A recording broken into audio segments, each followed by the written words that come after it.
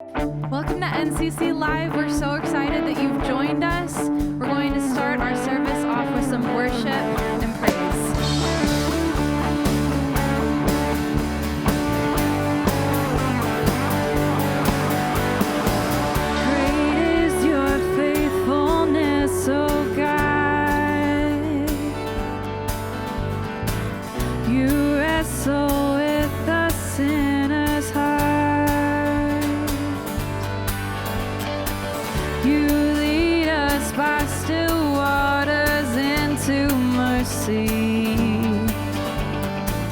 And nothing can keep us apart. So remember your people, remember your children, remember your promise, oh God. Sing your grace. Your grace is enough. Your grace is enough. Your grace is enough for me. Great is your love and justice, God of Jacob. You use the weak to lead the strong. You lead us in the song of your salvation, and all your people sing along.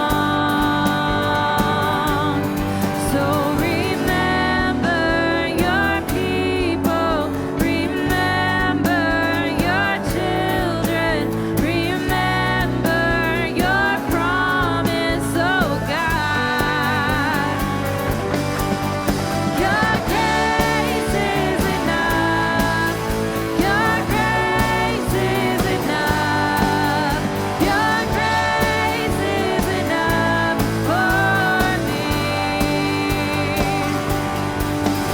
Your grace is enough. Your grace is enough. Your grace is enough for me. So remember your people, remember your children, remember your promise, oh God. Your grace is enough. Your grace is enough. Your grace is enough for me. God, I sing your grace is enough. Heaven reaching down to us. Your grace is enough for me. God, I sing your grace is enough. I'm covered in your love. Your grace is enough for me.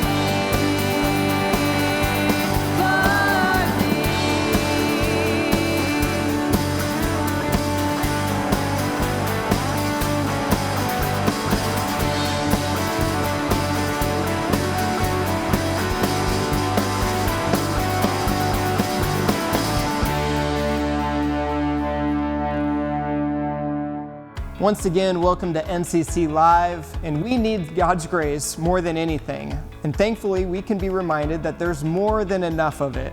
God continues to provide that for us.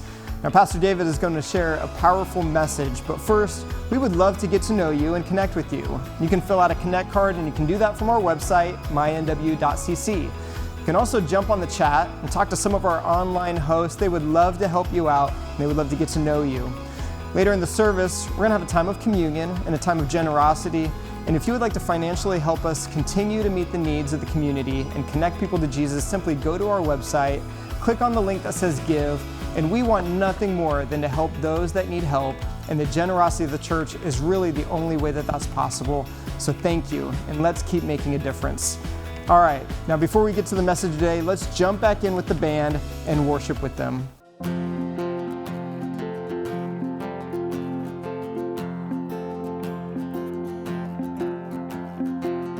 Who am I that the highest King would welcome me? I was lost, but He brought me in. His love for me, His love for me. Who the Son sets free, oh, is free indeed. I'm a child of God, yes I am. Free at last, He has ransomed me, oh, His grace runs deep. While I was a slave to sin, Jesus died for me. Yes, He died for me. Who the Son sets free, oh, is free indeed. I'm a child of God, yes I am. In my Father's house, there's a place for me. I'm a child of God, yes I am chosen, not forsaken. I am who you say I am. You are for me, not against me. I am who you say I am. You are for me, not against me. I am who you say I am. You are for me, not against me. I am who you say I am. Yes, I am who you say I am. Who the Son sets free, oh, is free indeed.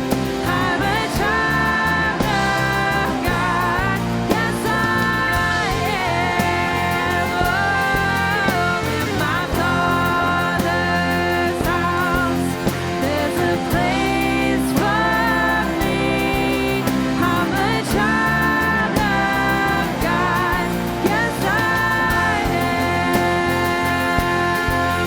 In my Father's house, there's a place for me. I'm a child of God, yes I am. Grander earth has quaked before, moved by the sound of His voice, and seas that are shaken and stirred can be calmed and broken from my regard. And through it all, my eyes are on you.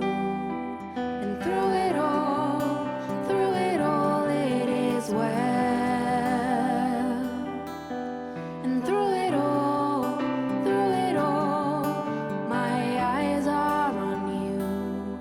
And it is well with me.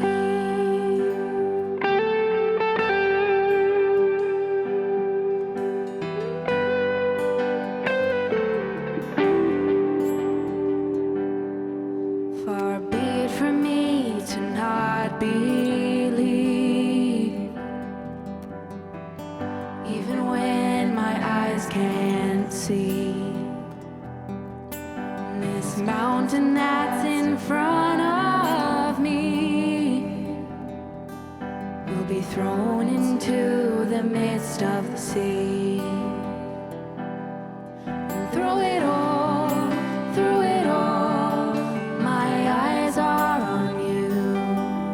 And through it all, it is well.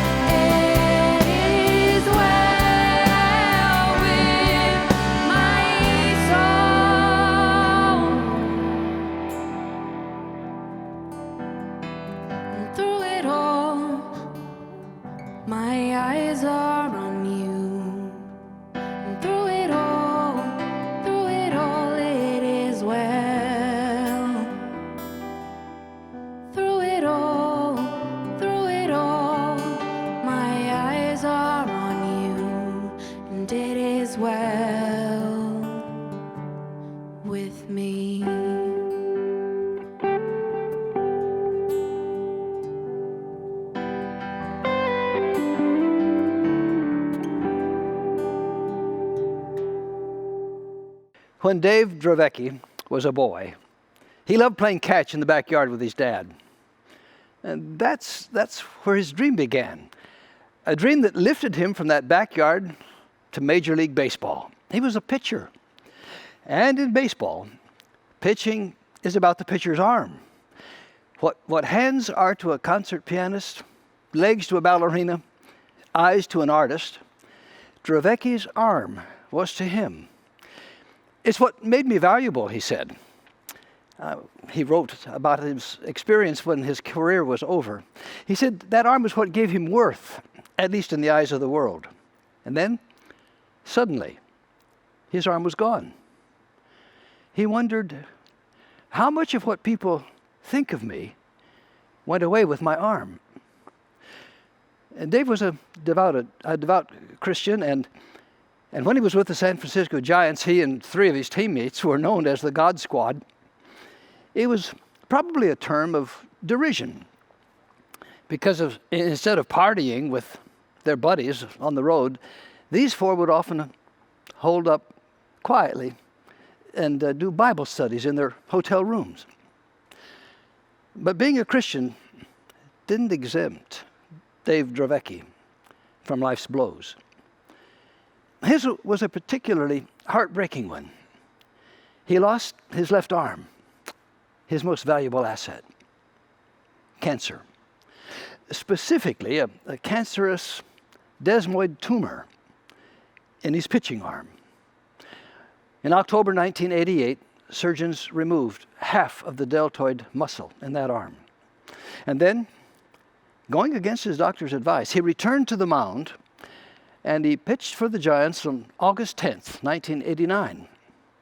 On his first outing, the Giants beat Cincinnati 4-3. Then, 5 days later, in Montreal, he pitched 3 no-hit innings, but in the 5th, he felt a tingling sensation in his arm, and in the 6th inning, his humerus bone snapped, and the sound could be heard in the stadium. Dravecki collapsed on the mound. Well, the Giants went on to win the National League pennant that year, and in a post-game celebration, Dave's arm was broken a second time. He was running out to the mound to celebrate. And that's when the doctor, examining his x-rays, discovered the mass in his arm. Malignant. The cancer had come back. His arm and shoulder had to be amputated. His career was over. He wrote a couple of books telling his story, giving us some insight into his struggles as he prepared to go home from the hospital. He said, I wondered how my son would react when he saw me. Would he be afraid? Would he feel sorry for me? Would he keep his distance? And what about my daughter? Would she be embarrassed when we went out to eat? How would she feel when people stared? How would my wife feel? What would she think about a man who couldn't tie his own shoes? Would she still find me attractive? Or would she be repulsed to see me in my nakedness with my carved up body? But when he returned home with his mutilated body, he learned something about family and about love. I'm still quoting from his book. All Jonathan, his son, wanted was to wrestle with me and play football on the lawn. All Tiffany, his daughter, wanted was to hug me. And all Jan wanted was to have her husband back. They didn't care whether I had an arm or not.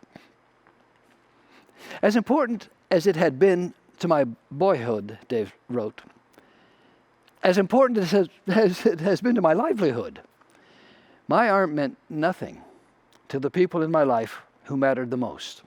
It was enough that I was alive and that I was home. Well, this current crisis took me back to that story. It's 30 years old now. Right now, the world we live in is a world of hurt. Study the the pandemic, the virus pandemic, and the economic collapse, and the hordes rioting in the streets, what can we learn? We can learn that our problems won't be completely solved by a miracle-working vaccine or by the infusion of yet more cash into the economy or the passing of new laws to address the very real issue of injustice and prejudice. What people need, what Dave Dravecki discovered that he needed, even more than his pitching arm, was acceptance and affirmation and unbreakable relationships, wholeness, family. In our ministry here for the last several months, we've been reaching out beyond the circle of our membership. We're encountering many people who feel like they've lost an arm or some other way has left them, some other problem has left them not really whole. These people, and they can be singles or widows or divorcees or spouses at war with each other or children without nurturing parents or business people whose livelihood has disappeared. Wage earners whose income is gone. People enfeebled by the virus or running scared because of it. The list of people whose pitching arm has been cut off is practically endless. And what they need, most of all, is to be caught up in the embrace, even if now it's only an air embrace, of a family who will love them no matter what. I've been so encouraged by my short time in this church, by what I've seen. We've been doing for so many people in our neighborhoods who have, without meaning to, given up an arm or a leg or are having trouble functioning. And they've had to accept help, and it's been hard. Well, we've become like their extended family. God's household is an accepting family. Here's a wonderful insight from the Old Testament. As father to the fatherless, a defender of widows, is God in his holy dwelling. God sets the lonely in families. He leads forth the prisoners with singing. But the rebellious live in a sun-scorched land. Notice the psalm's attention to the unattached, the unclaimed persons, orphans, widows, prisoners. And the reference to the rebellious has a tone of sadness, since they've rejected the love of God. But they have to reject God's love. God doesn't reject them.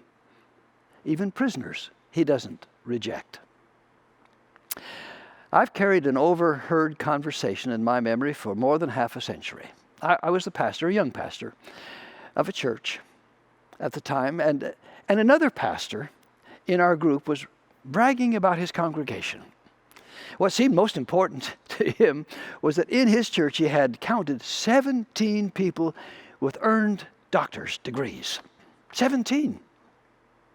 I didn't say anything. I didn't want to burst his bubble.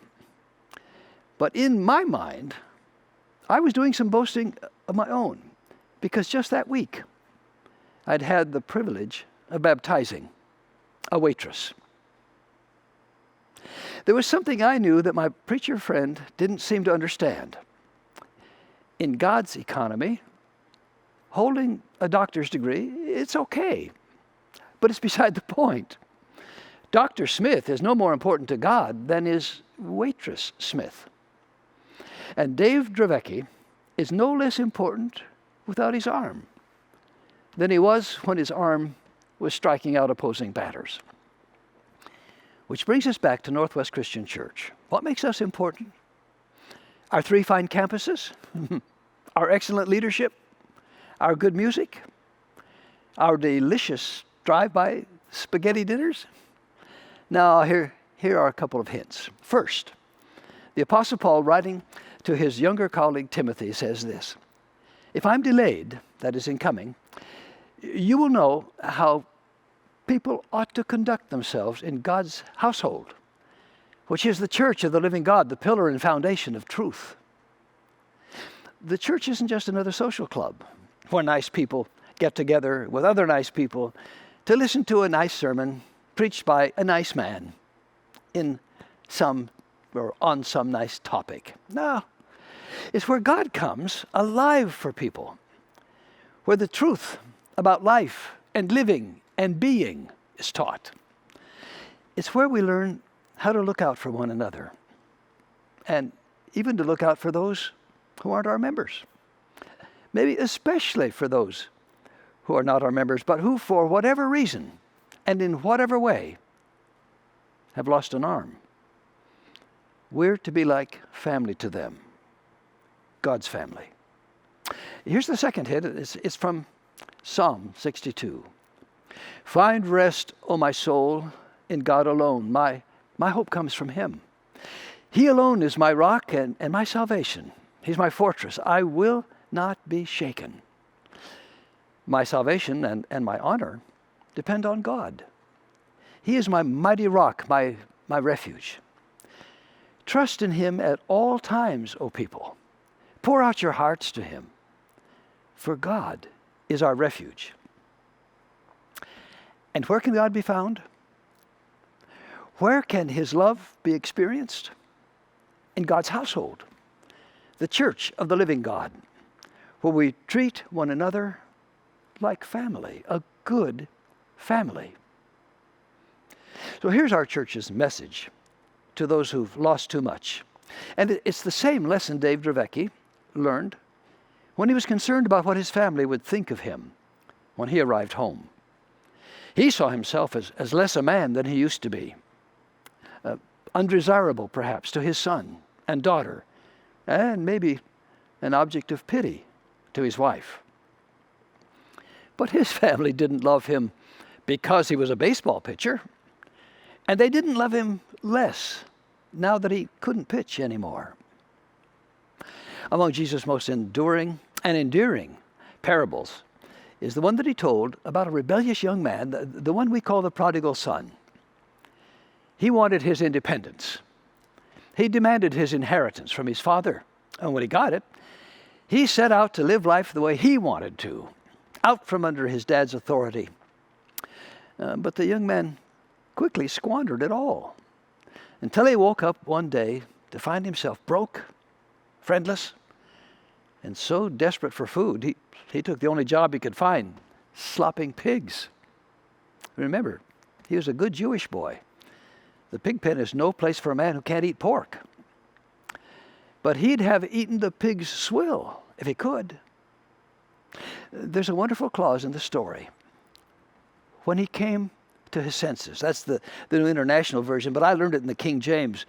And when he came to himself, how important that moment is. That's when he remembered life in his father's house. That's when he remembered who he was supposed to be. He wasn't designed to hang out with pigs. He was the son of a loving father, and he belonged in the arms of his family. So he went home.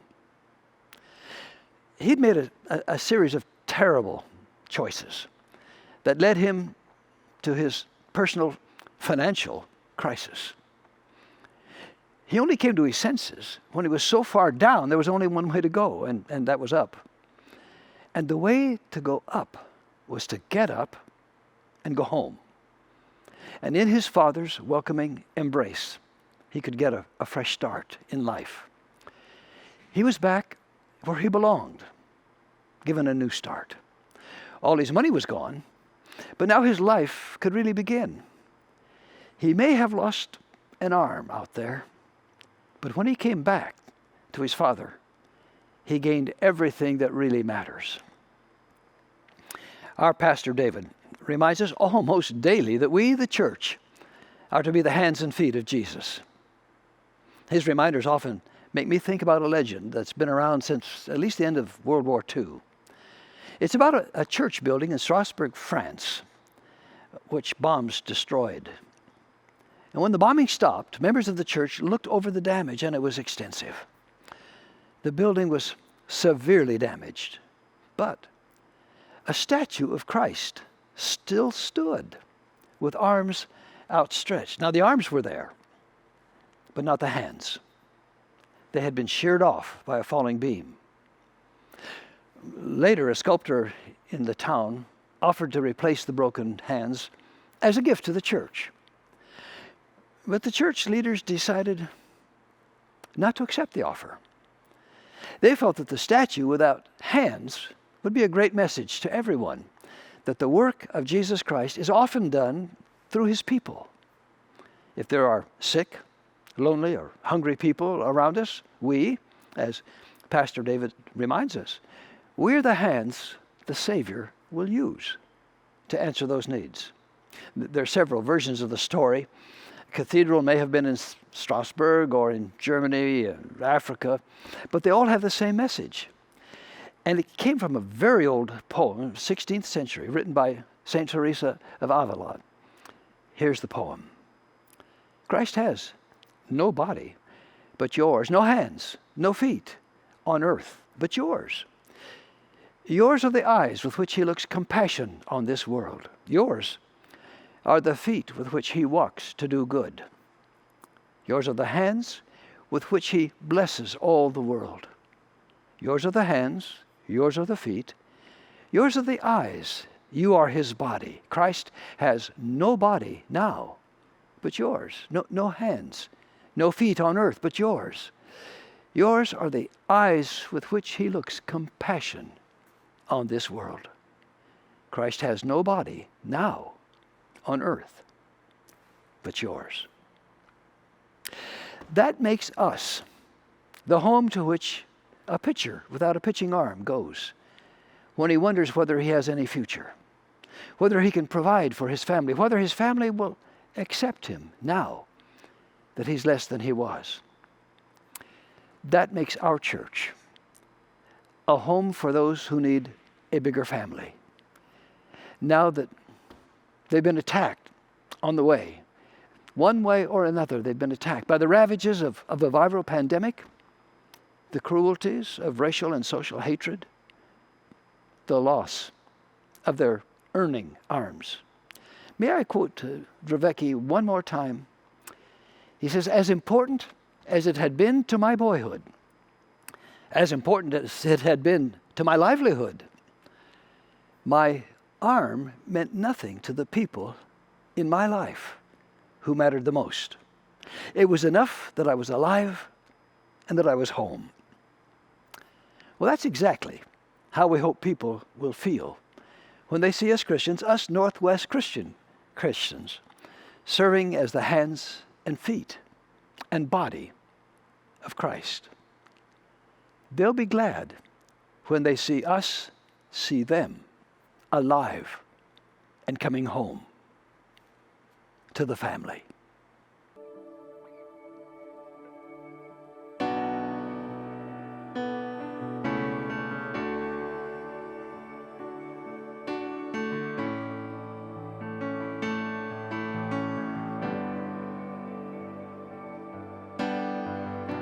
You call me out upon the waters, the great unknown, where feet may fail. And there I find you in the mystery, an ocean's deep, my faith will stand.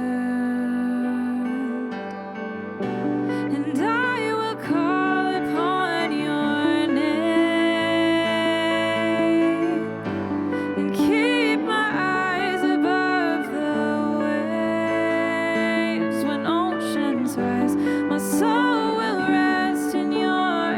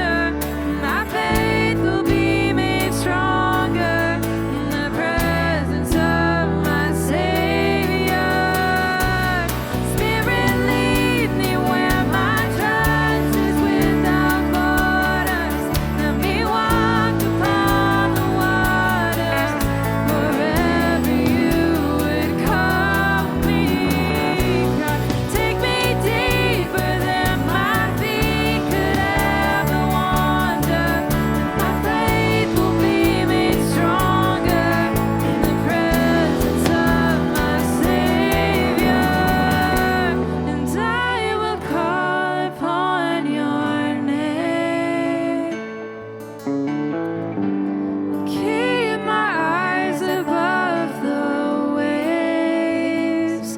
When oceans rise, my soul will rest in your embrace. For I am yours, and you are mine.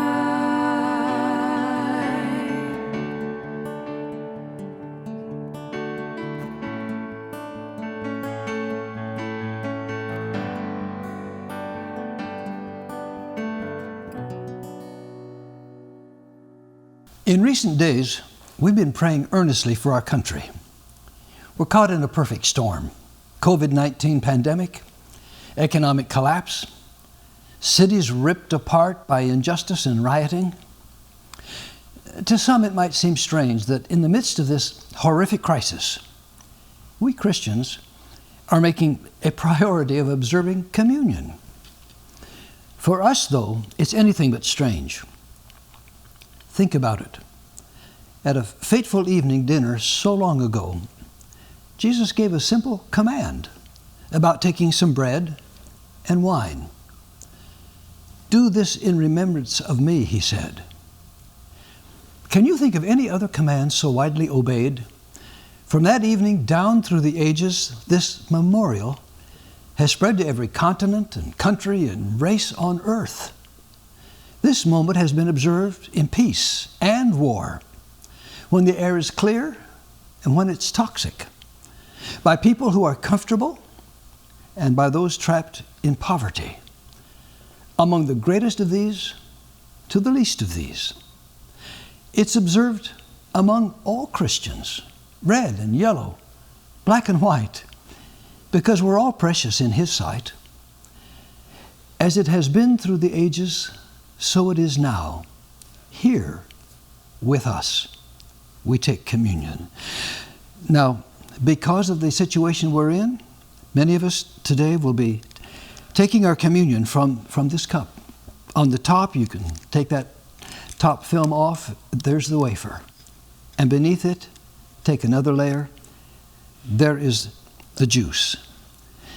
Some of us still prefer and want the old-fashioned way, where we take the bread.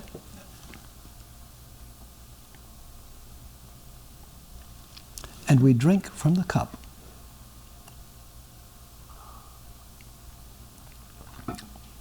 And we remember the one who gave His body and blood, that none should perish, that the walls of hostility that divide us should be broken down, that peace on earth and goodwill among all people should prevail. We have obeyed in eating and drinking, Lord. Now as we leave this table, help us to obey another commandment. Help us to love, genuinely love, our neighbors as ourselves.